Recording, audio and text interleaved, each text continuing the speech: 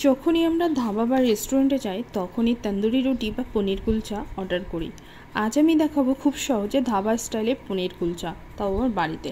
তো প্রথমে এখানে আমি আধা লিটার দুধ নিয়ে নিয়েছিলাম আর ভালোভাবে ফুটিয়ে এতে একটু ভিনেগার দিয়ে দুধটাকে কাটিয়ে নেব, মানে পনির তৈরি করে নেব। ছাঁকনির মধ্যে ছানাটুকু দিয়ে উপরে একটা জল ভর্তি পাত্র বসিয়ে রেখে দেব।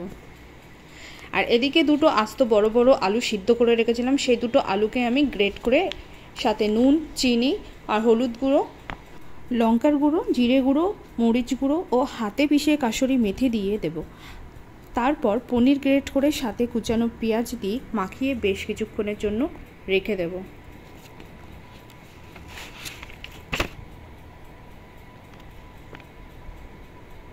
আর হ্যাঁ, উপর থেকে একটু অরিগানোও আমি দিয়েছিলাম।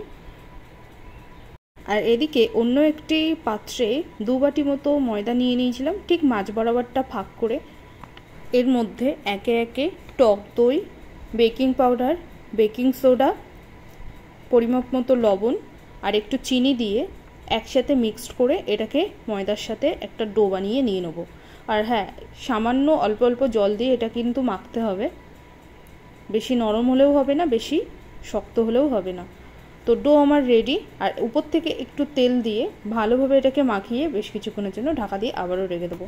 তো ঢাকা খুলে চলে এসেছি, দেখছো কতটা, তো দেখো কতটা ফুলে উঠেছে। এবার এটাকে আমি আরও বেশ কিছুক্ষণের জন্য মধ্যে নিয়ে ছোট ছোট লেচির আকারে কেটে নিয়ে এরকমভাবে গোল গোল করে যে পুরটা করে রেখেছিলাম ঠিক এর মাঝ বরাবর দিয়ে মুখটা বন্ধ করে দেব।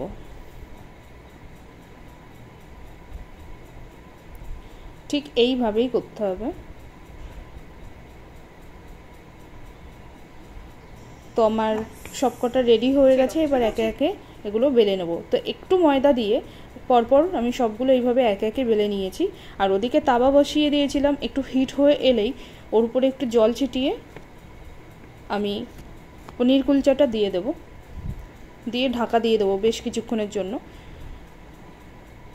তো দেখো কত সুন্দর ফুলে উঠেছে। আর এর মধ্যেই বাটার ব্রাশ করে নেব। আর ঠিক তাওয়াটাকে উল্টে গ্যাসের ফ্লেমটা হাইতে রেখে ঠিক এইভাবে আমি একটু উল্টো দিকটাও সেঁকে নেব। তো দেখো রেডি আমার কুলচা। এটা যে কোনো মাংসের প্রিপারেশন বা পনিরের প্রিপারেশনের সাথে খুব ভালোভাবেই খাওয়া যেতে পারে। তো কেমন লাগলো ভিডিওটি অবশ্যই জানাবে, আর পারলে একটা লাইক কমেন্ট এবং সাবস্ক্রাইব করতে ভুলবেন না।